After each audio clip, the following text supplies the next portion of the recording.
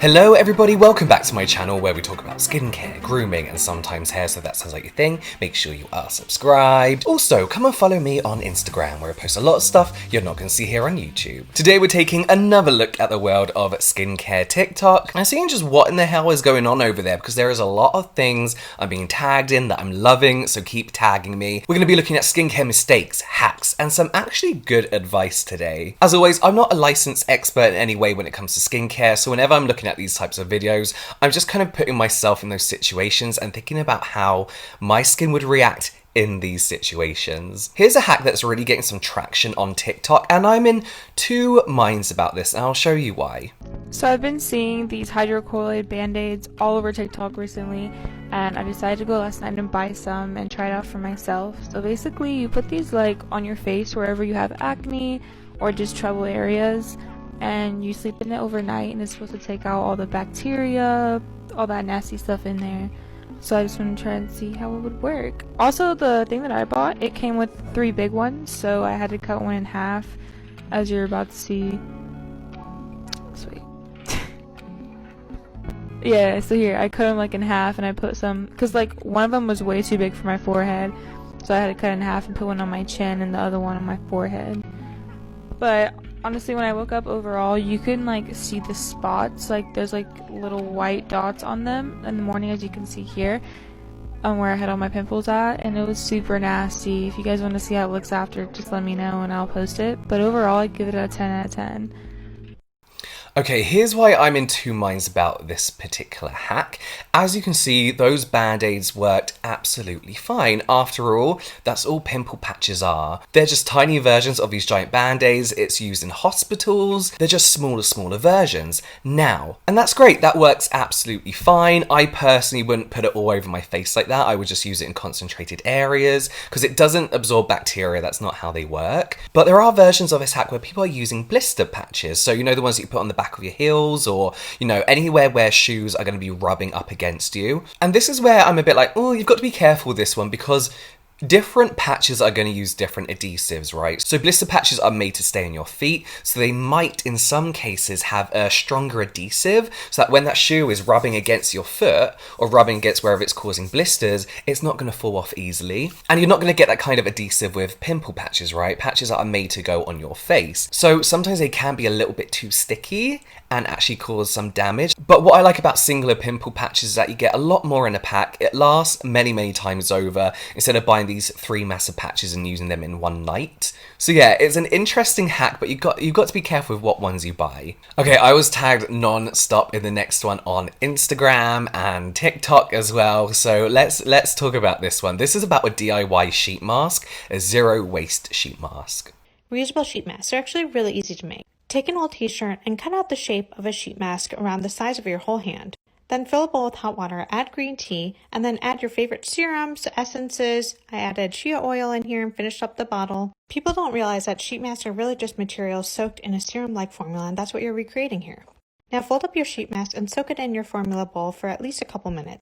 Then apply this to your skin for 5 to 10 minutes for glowy and bright skin, and then just wash it out and hang dry for next time. So there's a few things that I'm like yes and no with this one. Basically, sheet masks, as the lady says, are just masks covered and soaked in serum. And what the cotton or gauze, whatever material, they do like gel ones now as well, what that layer is doing is just creating an occlusive layer so that your serum, whatever hydration, is staying in the skin for as long as possible. My issue with this particular hack is the pen.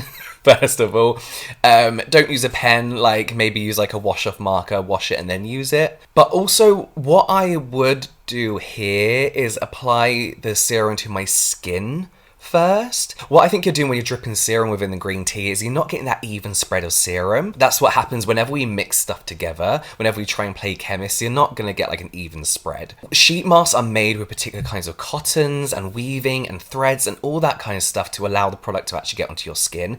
Things like t-shirts, cotton like this can hold on to a lot of moisture, a lot of product as well. I personally, where is it here? If you want a good reusable sheet mask, I mentioned this is the Experiments Avant Garde sheet mask. And it's just a silicone silicone mask that you can use over and over and over, and you just rinse it in hot water when you want to clean it. It's really, really easy to use. I use that every day. I have been for like the last 3 months. So yeah, whilst this is not that bad a hack and it makes perfect sense, I would maybe do it a little bit differently by applying that product first, making the DIY sheet mask slightly damp just so it sticks to the skin, and then not using pen on it, I guess. The idea is there. You just want to ensure that all that product goes on your skin, that serum goes on your skin and not to waste. Okay, let's look at this one.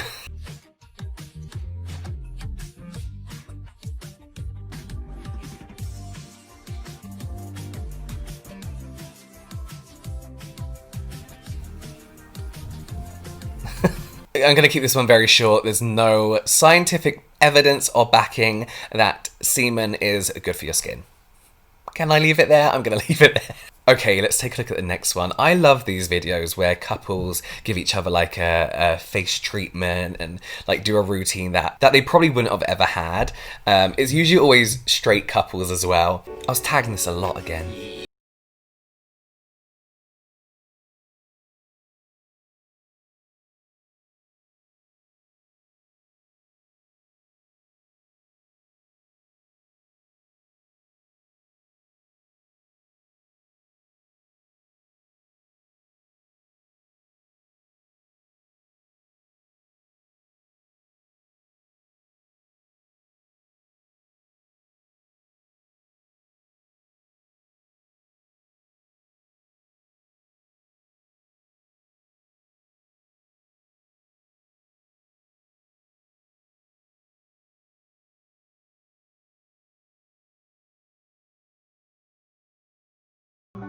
You are glowing!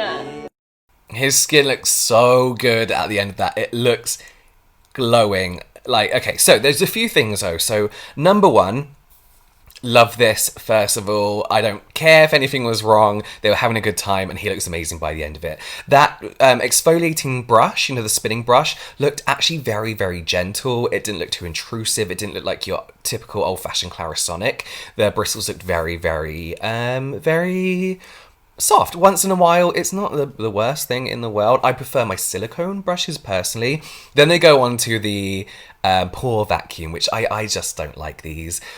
For myself, I feel like they do more damage than they can do good. Usually what you see on the tip is not like whatever's come out of your pores. It's usually just the surface oils that you're scraping off, and then they then go in with a nose pore strip, which again, once in a while, isn't the worst thing in the world, but I think after doing the pore vacuum and then the nose pore strip, really you should have got everything you wanted to get out of your nose with the nose pore strip. With the pore vacuum, just kind of goes to show that the pore vacuum doesn't really do anything. A little bit of lip balm. Also, here's the thing as well. They applied a lip balm, a very occlusive layer, then put the lip mask over the top. Maybe should have done that the other way around. But they did the eye patches in the right step with the sheet mask in the right step as well. The jade rollers do feel very nice on the face. And whilst the technique that she was using maybe probably didn't do anything really, it's just nice and relaxing. And you know what? They're having a good fucking time. And then she applied the serum. Another serum, fine. We know we don't use the dropper, but you know, but I don't think it actually made contact with the skin either. You know what, either way, he looks amazing at the end. He likes how he looks at the end. Yeah, I love videos like that. Okay, let's look at this one. You must stop washing your face with hot water. It'll strip your skin of its natural oils and lipids, cause premature aging and possibly more acne. Use cold water to wash your face and do face icing twice a day. Reduce puffiness, inflammation, help with acne, and combat wrinkles. Coconut milk is a natural antibacterial and it'll give you the best glow. So I posted a whole video about icing my skin, doing ice massages and ice facials for a week. I had a really good chat with Cassandra Bankson about the pros and cons of using ice. Everything Tina Craig, her name is, mentioned that ice is good for your skin. It has no scientific backing. There's no real evidence to prove any of this. After trialing it myself, I personally didn't see anything other than a lot of rebound redness with my rosacea. It can actually be very bad for your skin. I definitely wouldn't do it 2 times a day. It definitely eliminates puffiness temporarily.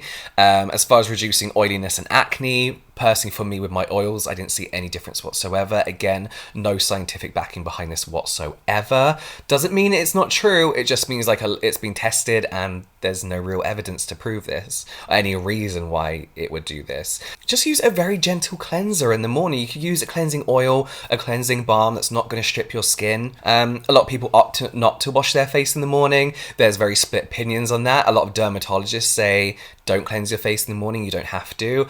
A lot of dermatologists say you have to, so it's a little bit confusing, but do what's best for your skin.